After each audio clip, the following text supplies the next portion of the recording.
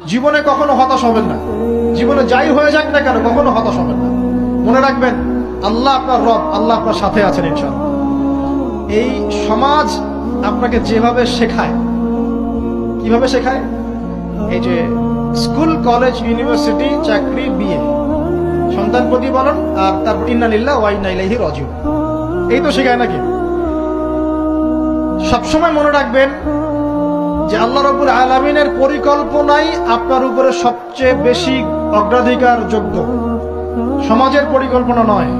পরিবার আপনাকে চাপ দিচ্ছে, চাকরি পাস না, পড়াশোনা করিস না, হ্যাঁ পড়াশোনায় কেন তুই 80 নম্বর পাইলি না, কেন চান্স পেলি না, কবে চাকরি পাবি, কবে আমাদেরকে দেখবি, খাওয়াবি, পড়াবি, এই যে চাপগুলো চারপাশ থেকে আসে কিনা?